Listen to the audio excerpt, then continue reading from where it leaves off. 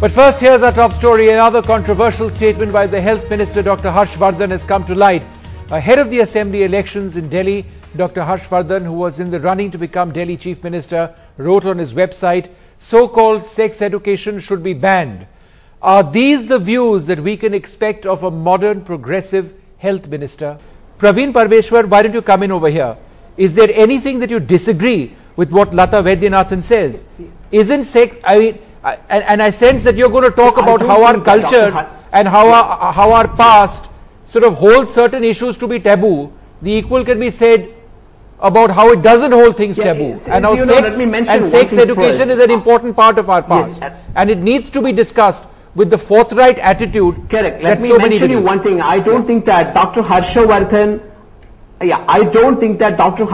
is against sex education. But what he's talking is about the current content, mode and structure of sex education, which was initially rejected by 30% of states in India. Being a doctor, being himself a doctor with practice of more than 3 decades, and also the health minister in India, if Dr. Harsh Vardhan is having an apprehension about the current system, structure and content of the sex education, why can't we go for a review? Because he's not about talking against sex education, he's talking about the current sex education.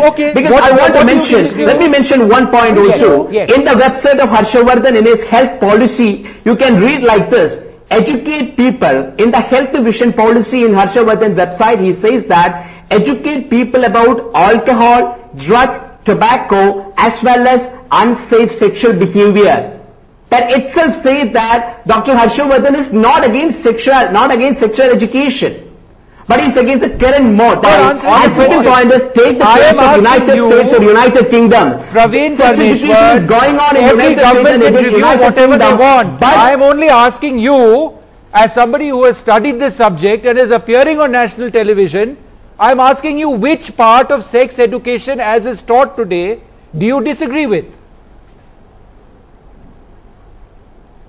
No, see, the part or mode of sex education, for an example, in a school, in a well-off school, well-settled school, it can be having facilities and well-trained staff for teaching sex education or to provide sex education for the children there. But not necessary that all schools can provide it. So to provide the schools with enough facilities is also, or the trained staff is also an important point, being a very fragile and sensitive matter. One point. Second is, along with sex education, we have to include the topics of value systems. Value systems of our culture-based value systems should be connected along